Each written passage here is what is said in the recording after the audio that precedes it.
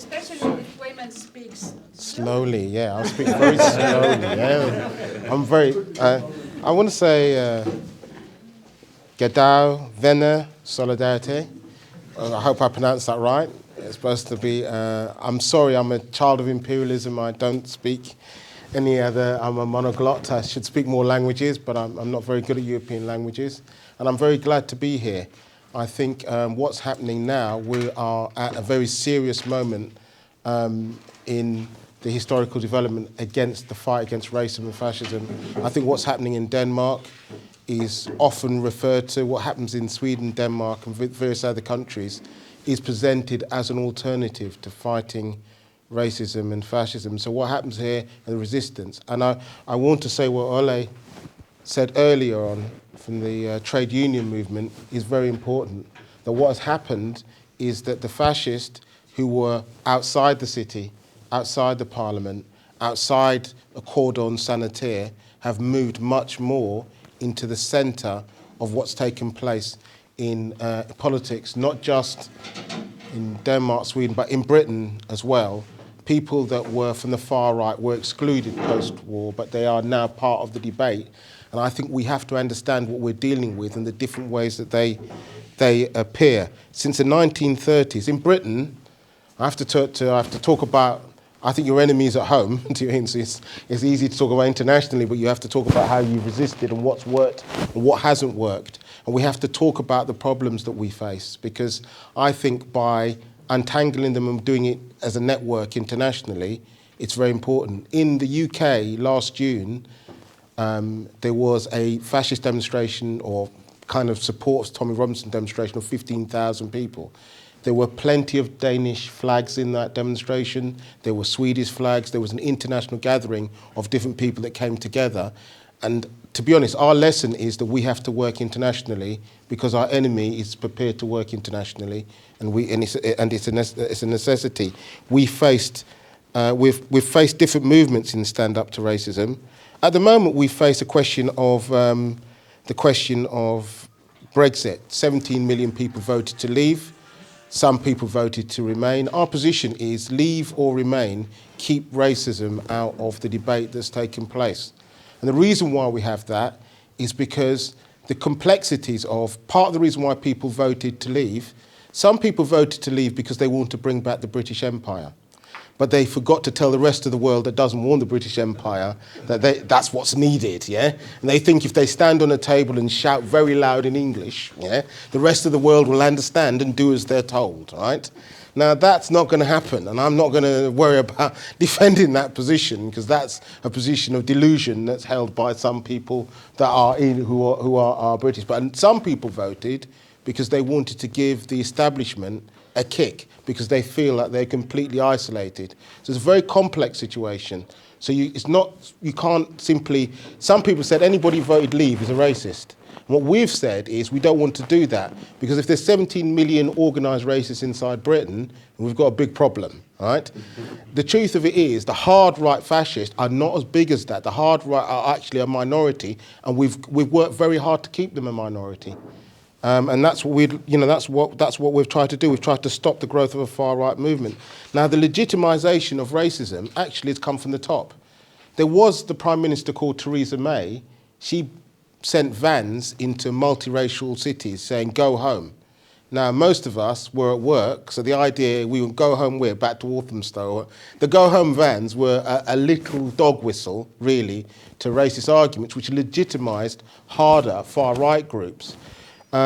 If you look at people like Boris Johnson and people like, they've gone even further. They've written things like Muslim women look like letterboxes or bank robbers. This is not coming from the far right. Now, he's one of the worst dressed men in history, right? The idea that he wants to comment on how women dressed, right? Have a good look in the mirror before he talks about anything. But we all know the reason why he's using that is because with populist movements, it's possible to win votes that way. And this is going to be the feature. What Trump did, Trumpism, has come as a political strategy from part of the far right. Ole referred to it. It's not true that the far right are just getting into government on their own. Part of the reason why they're getting into government is because, take Sebastian Kurz inside Austria. he formed a coalition with the Freedom Party. That's something that wouldn't have happened 10 or 15 years ago. And so what we're talking about is how do we deal with the modern situation that we're in. Firstly, the people that are running our society are in a terrible mess. I'll give an example. When I went to university, a long time ago, I got a grant, I got money, and I got a house, all right? Today, that doesn't happen to young people. They're denied that. So how do you explain why people aren't getting it? It's very simple. The foreigner got it. Do you know what I mean? That's what's happened. And there's a debate that's taken place like that. But we have to be very clear. There's a difference between racism and fascism. And there's a difference between racist populist. And getting our themes wrong, it's not about an academic exercise. It matters because of what we face. We know that there are agents that go around, that part of the far right are terrorists. We've had mosques attacked. We've had people murdered. In fact, a British MP was murdered on the streets of the UK, Joe Cox, by a far-right activist. It's not an academic exercise. Isolating these people and stopping the Christchurches, we can do that because a lot of these people feel motivated if they feel they have a bigger audience.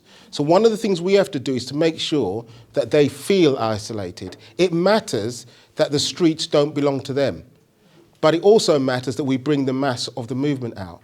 In our movement, there's always an argument about confrontation, how you confront people. And I want to be very, very clear. I'm against the fascists having domination of the streets. Hitler came to power by having two wings, an electoral wing and a street army. And they put the two things together. And without the two things, they can't really do that. Fascism is not the same as just a far-right, horrible set of groups. It completely annihilates any political situation, any political government. The March on Rome by Mussolini destroyed all democratic organisation. When Hitler came to power, he destroyed everything. And our job is to make sure that the street movement and the electoral movement do never fuse to become big enough to destroy all forms of what I describe as liberal democracy. That's not an accident that can't be stopped. I think that Golden Dawn could have been the natural successor to what happened inside Greece. Syriza fails, left-wing government fails, they could have stepped up and been there, they're not there. In the UK, the British National Party, all these people could have become much bigger and much more central to what happened. We were able to stop them. And I think what happens internationally matters on that. The Brexit crisis is particularly important because I think that the first thing we have to understand is the impact of the people at the top of society. Donald Trump, and the way he's put it. But we also have to understand there's resistance against him. The biggest mobilisations called by much of the women's movement are given against Trump internationally. So there's an enormous movement that could potentially be built. The problems we face, as I said before, is how do you put together this movement? And I think the anti-racist movement is a particular problem. None of the people who are part of the anti-racist movement agree on anything. Right? What we have to do is make sure they agree on the one thing, they stop the far right and they stop racism. What do I mean by that? Our organisation has a chair that's Muslim, has a chair that's Jewish. When they discuss the Middle East, they don't agree. Yeah? What they agree on is to come out on the same demonstration at the same time. We have Turkish organisations and we have Kurdish organisations inside our. They don't agree on Erdogan and wherever it is, but they do agree that when the far right come out, we have to come out together. And pulling together such an organisation, we have the leaders of the social democratic parties and we have autonomous groups who believe in dressing in black, being really tough, and saying we have to do them. They're all in the same organisation at certain points and agree on singular issues. Bringing that all together has been the key, I think, of making a difference. But ideologically, we have to understand the impact of people like Steve Bannon, when Trump talks about a Muslim ban, when he talks about the border wall, means that in the old days, to be honest, you knew who the fascists were. They had skinheads, they wore swastikas, they behaved in that way, and you could say, when you said, are you a Nazi? They said, yes, I am. I am a Nazi, and I think Hitler is misunderstood. Mussolini, he didn't understand the trains ran on time. Yeah? They made up all kind of lies. Today, if you ask a Nazi, are you a Nazi? They say, I'm alt-right. They say, I'm an ultra-patriot. Right? They lie. They lie. And actually, one of the problems is hard Nazis, actually, Generation Identity, are getting onto mainstream television. We have people that consider themselves to be intellectuals debating with them. Yes, you think that Europe has been taken over by George Soros in alliance with Muslims, and they have a secret plan to plot to take and change Europe into a different type of society. Let's discuss this, yeah? Normally what would happen is you get that person some help, right? You say, come this way. Can I ring a family member? Right? Yeah, I'd give you a special support, yeah? You wouldn't put them on and have a serious debate with them. You'd say, look, you need help, right? What's happening? Can I help you? Can I buy you a drink? Or maybe not, but you do something about it. The problem is, the serious thing, ideological thing, in the serious newspapers, they're being treated seriously. They've been treated as it's a freedom of expression. See, somebody says, I'd like to discuss your existence. Yeah? Can I discuss how long you've got to, I'd like to discuss how long you've got to live. You wouldn't discuss it. You say, you're threatening me. I don't want to discuss the threat, yeah? I need help. I'd get the solidarity of everybody else and say, you've got to leave. And actually, what we've seen across Europe is they use different tactics. Inside parts of Eastern Europe, they use the Roma, or they attack LGBT plus rights, or they attack women. And you've had illiberal governments like Viktor Orban, who's treated as, in other words, normalising it on an enormous scale. Now, I'm not being pessimistic about it. What I'm saying to you is it needs to be exposed. George Soros is an anti-Semite, is the leading anti-Semite in Europe, as far as I can see. He's not exposed as that. He's treated as a normal part of the discourse. We need to expose those people. At the moment, if you look at the recent Austrian elections, the Freedom Party dropped by 9%, following the scandal around Heinz Christian Strache. Now that's good.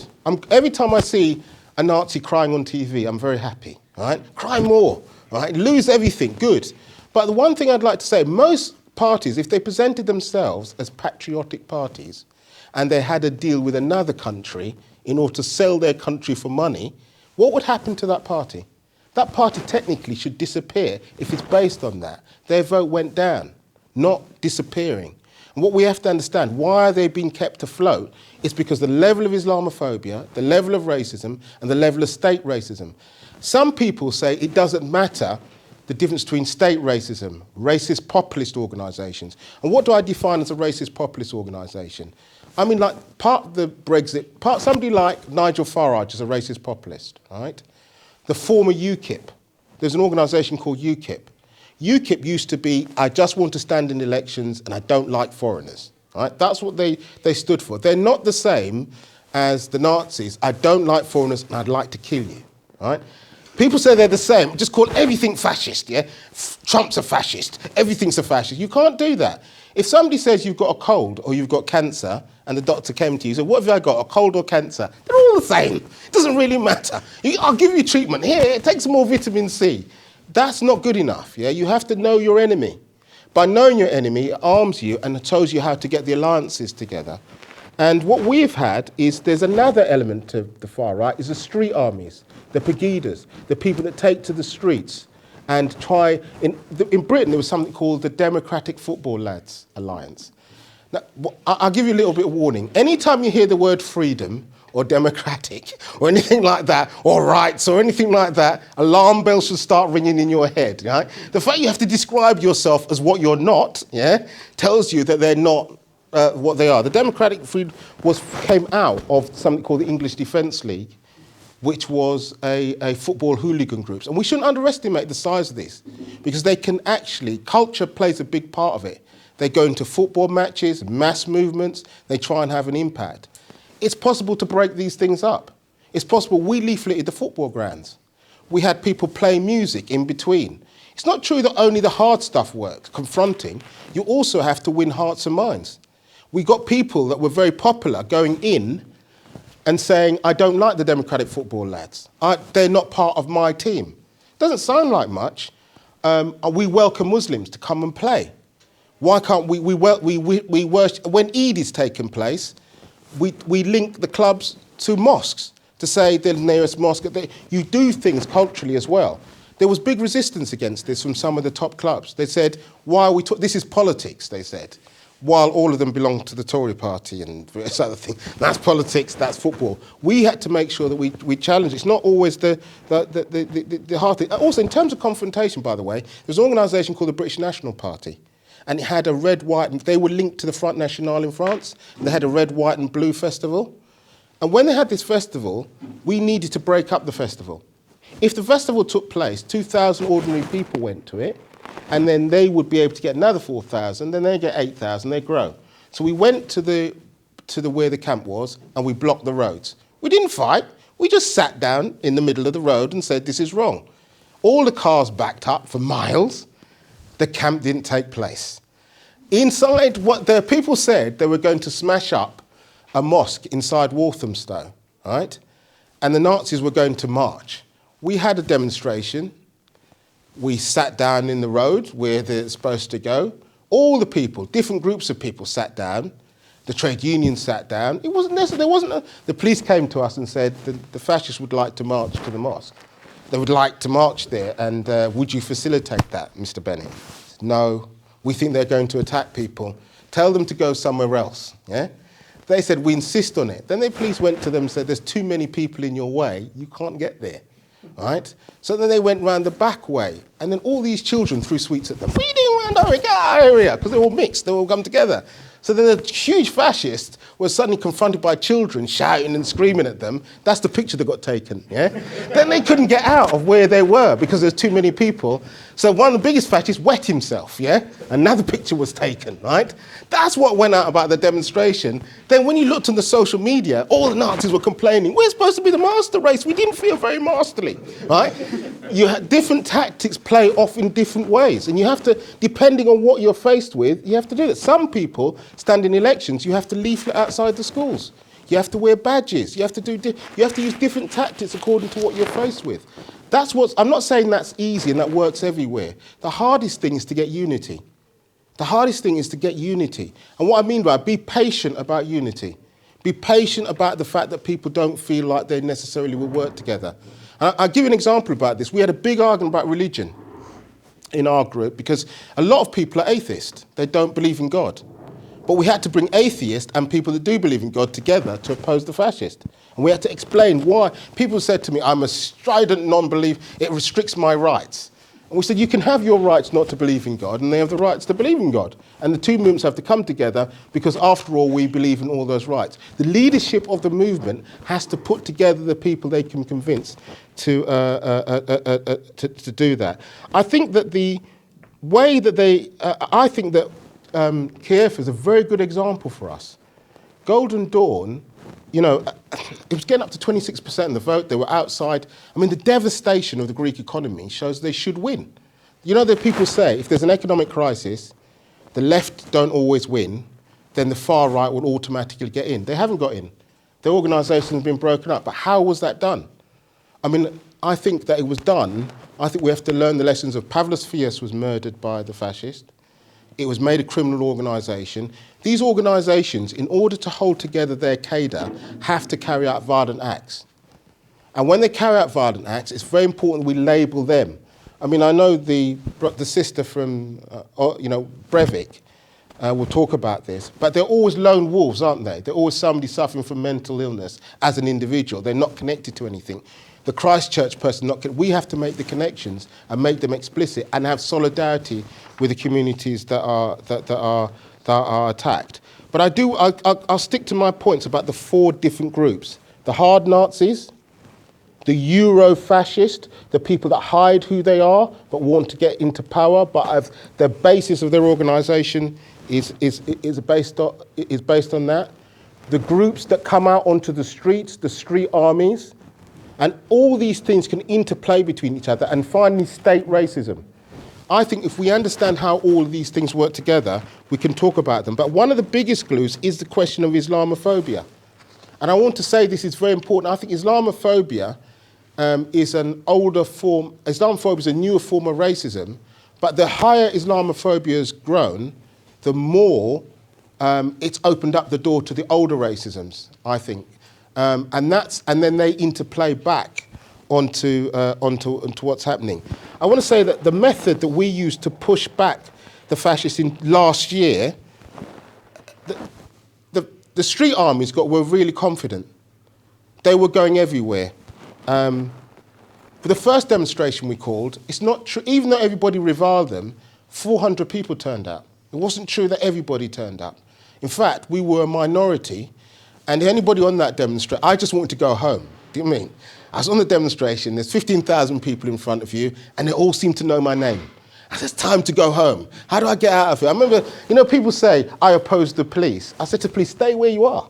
There's the police said, we want to go. I said, you've got to stay where you are. Right? You have to stay. I said, there's number 10. You've got to defend it. They said, we don't have the human power to stop them. Normally they don't say that. If it was a workers' demonstration or women's demonstration, whatever it is, there's no argument about using power. Right? They just use it. This time they didn't. They said, we're not sure about what to do. It took us months to put together the coalition for that particular movement, but it did work. And I think that we have to build a movement like that. I think we got the trade unions, the TUC. We built a petition that thousands of people signed. We put it in the national media. We went to schools. We went to hospitals. We tried to change the atmosphere around this, and I think that's what we've got to do. I think that one of the things that which I think is very important, is that after Christchurch, there were mass demonstrations or little demonstrations everywhere. We have to pull together these different networks in order to protect us from the future, from the growth of the far right. Because I've got to. What I suggest as a strategy is that if somebody's an open Nazi, you label them as that. Tommy Robinson, who's well known internationally, we labelled him as a Nazi. He stood inside the Northwest to become an MEP.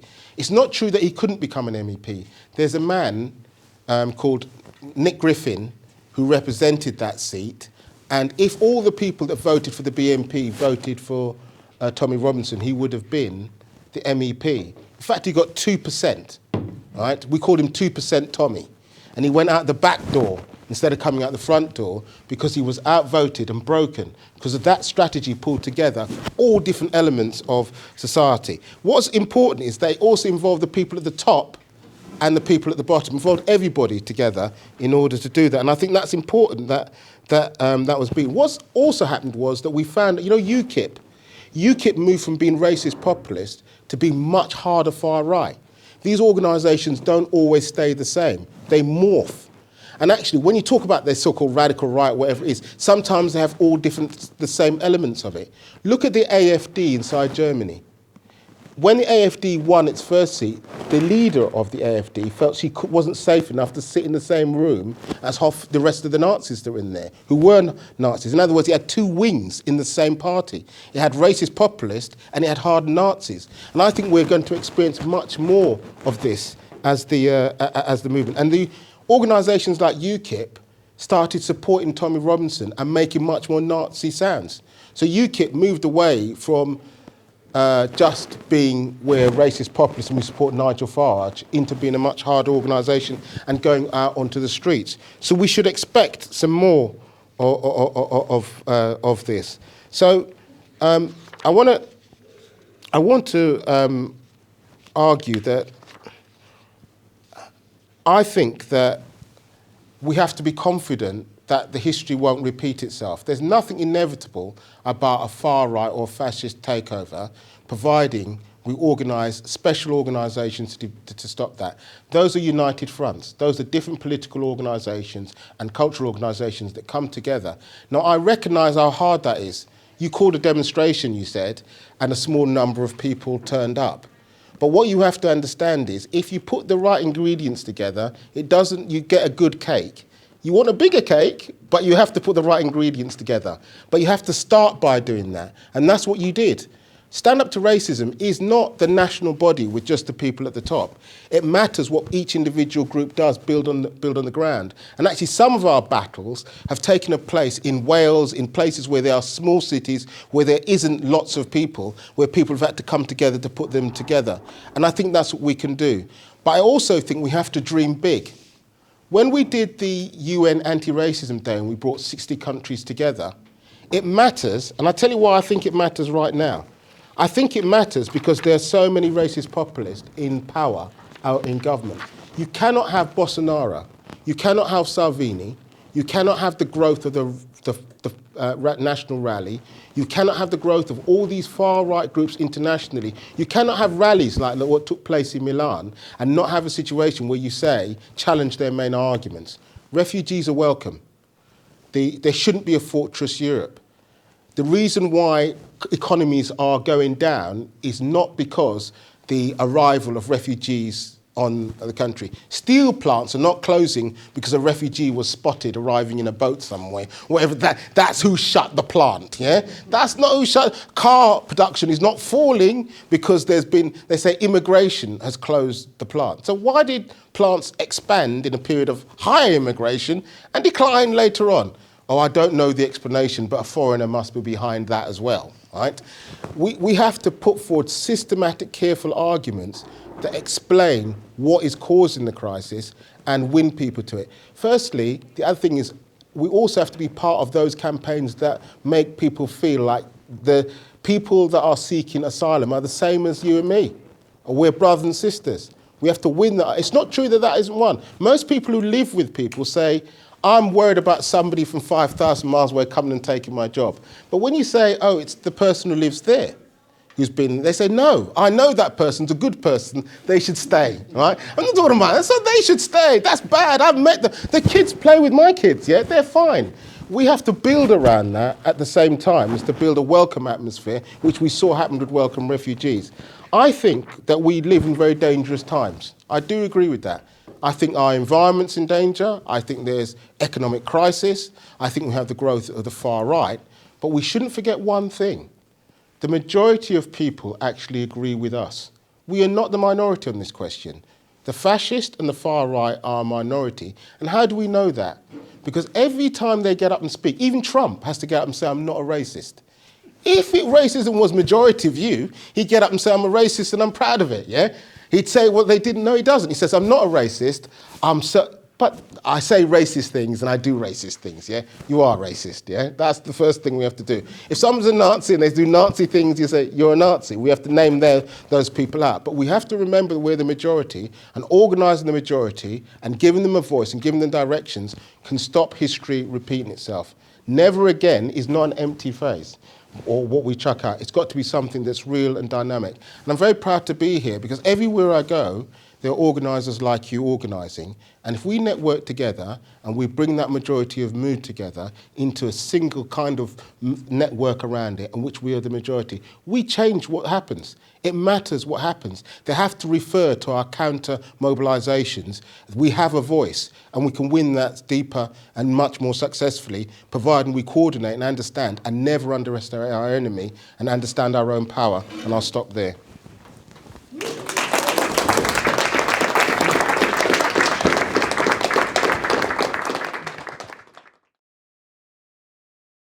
Weyman, would you like to sum up? I think that was a fantastic discussion, and as in most things, it's about sharing our experiences that comes up with the best way of dealing with the problems that we face. I don't believe there's one country that doesn't face the same problems in different orders and different speeds. So I think we have to share what's going on. Firstly, the question of state racism. It's important that we understand that state racism is embedded there, that came up.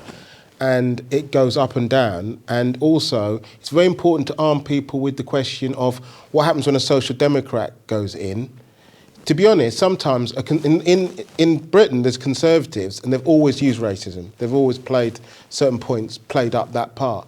But sometimes people are shocked when a social democrat wants to. There used to be a man called Ed Miliband, and he produced a mug. Says tough on immigration controls, which is in our country called muggishness, is stupid. And he produced a mug. It didn't help, yeah, because he just let every other racist put in. But the question is, how do you deal with social democrats that bring racism? It's not the same way as you deal with fascists that bring. It's always important to shoot right.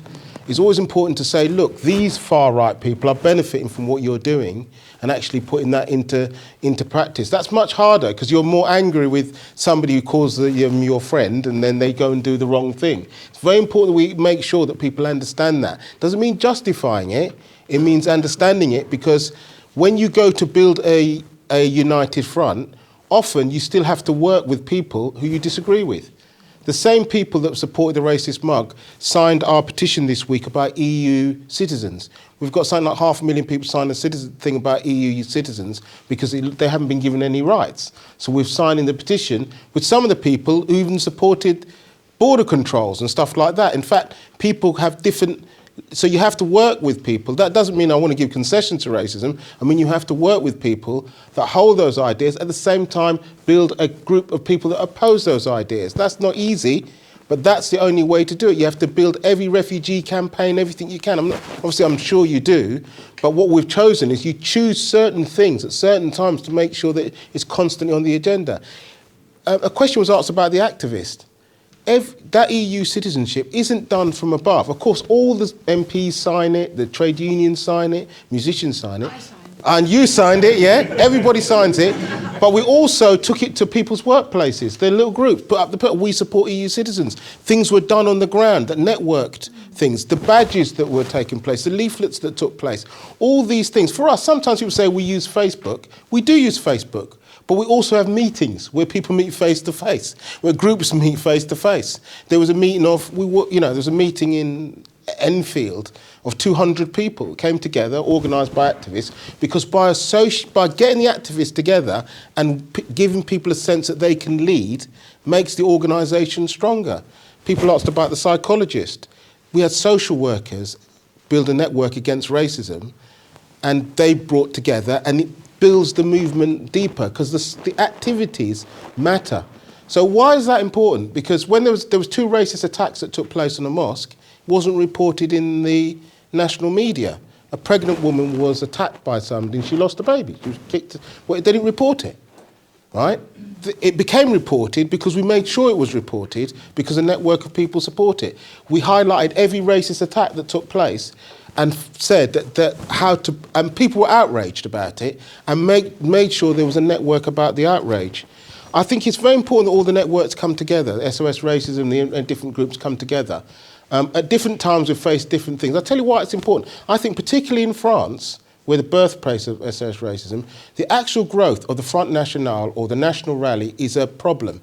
And part of the reason why it's a problem is because we have to deal with the question of Islamophobia as a central way in which the far right grow. We cannot have a movement that says it's secular, but in reality, it's not really dealing with the... If somebody's a racist and they say attacking someone because they're a Muslim, we have to understand it's not a question of religion.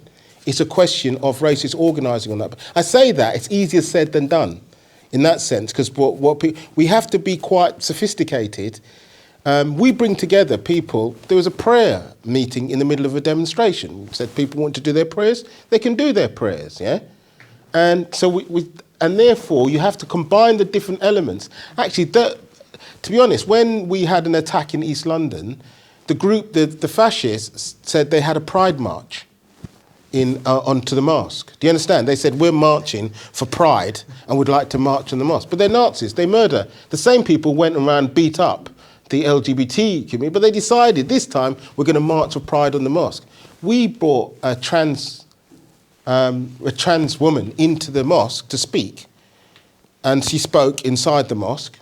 Actually, by the way, they wouldn't let her speak at the Catholic Church or at the Christian church, because they said, we'll support what you're doing, but we'd rather not have the speaker, right? But no one reported on that. But I'm just saying that to you, just so you know how complicated and difficult it was, right? So you have to do these complicated, difficult things, but nevertheless, the impact of that was we exposed what the fascists were trying to do. We also got LGBT activists to go onto the demonstration that the Nazis were marching on and say, these people have carried out these attacks. They're linked to that. So you have to use different methods depending upon what you're faced with. And I think the activist base, unity in action is worth a lot more than the philosophical debates about where we stand on something. And I don't mean that doesn't mean you don't need philosophy. Of course you need philosophy. If you don't have philosophy, you can't understand anything. But unity in action, we disagree about all this, where can we come together on something? And putting forward simple ideas matters. People said, is it cool to, you know what, part of the way we try to make anti-racism cool, and I don't know if you can do this here, we went to different groups of people. We went to musicians. I spoke to a man called Ed Sheeran, right, and another guy called Dave, who's a rapper. Two of these people said, would you say why you like each other? Yeah? So we had a video of Ed Sheeran's a big artist, and another person saying, we like each other. He didn't say we're against racism, stuff like that. We like each other. Even when it was trite. I'm ginger, he's black. Things that you just think, oh my God. But nevertheless, they did the video, yeah? The video goes out, goes viral, because it's this person, whatever it is. All the people that like them, it becomes cool. And then you put out, the Nazis don't like this.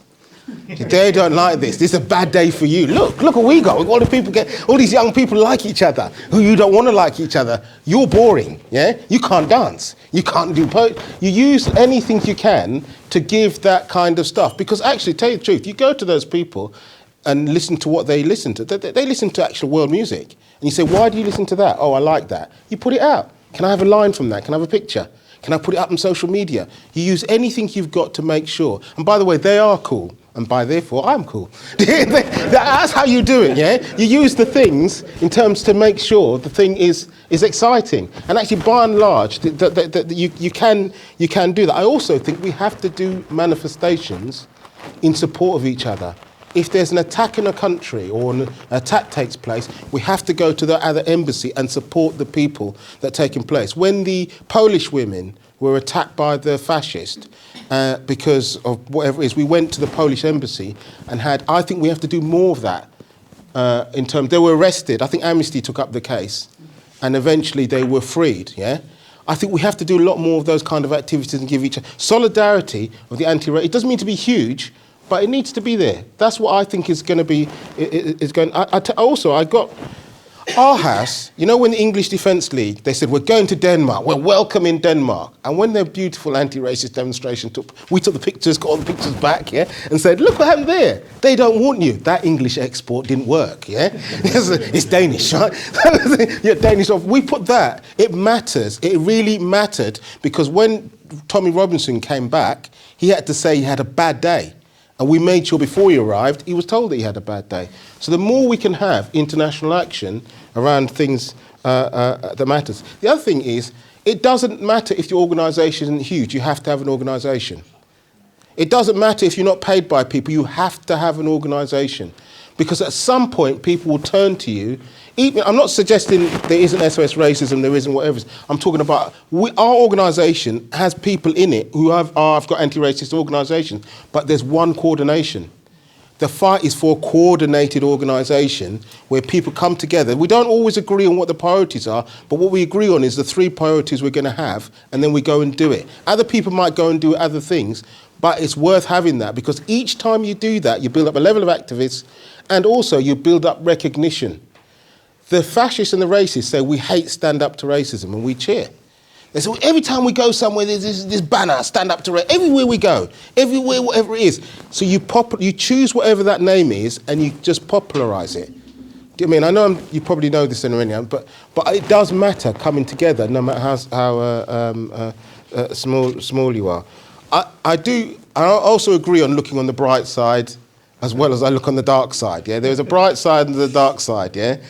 But come on, the dark is getting, the dark is growing. Do you know what I mean? That is part of the problem. I actually think that we have to understand, and our politicians don't understand because they have to get into Parliament, that's their job.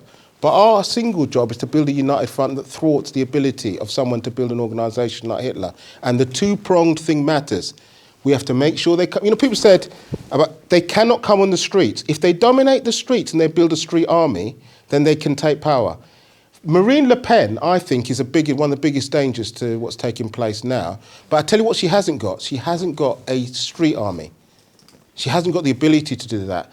So she's not got the complete... But every year, on the 1st of May, she marches on the street, and that demonstration is getting bigger and bigger. So what we have to do, I think, is to make sure the two things don't grow. I'm not saying whether there's an answer to it.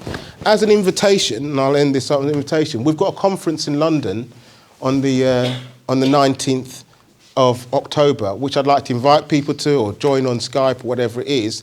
And we've also got a kind of meeting afterwards on the Sunday to try and bring together some experiences that have taken place. We want to have that particular mix. And if I've missed out groups or we haven't talked together, whatever it is, that's our fault. But I do believe we have to build that world against racism and that network, because at the end of the day, it is our world. Somebody said, is it their world or whatever it is? I went to a meeting with a man called Nick Griffin, where he said, I'm an MEP and I'm going to be an MP. And I went into the room afterwards and I saw him crying in the corner, whatever it is. I tell you how that was done. That was done by mass mobilisation of people who defeated him from a position. Actually, he potentially could have won, but he was broken because we had the idea of working from below and had an organisation to be able to do it. It's not automatic that they can come to power, and it's not automatic we can stop them, but in between is what we build and do that makes a difference. So thank you very much for, I've really enjoyed the little bit I've been able to do and sharing the information with you, and I think we have to carry on, and I'll stop there. Thank you. So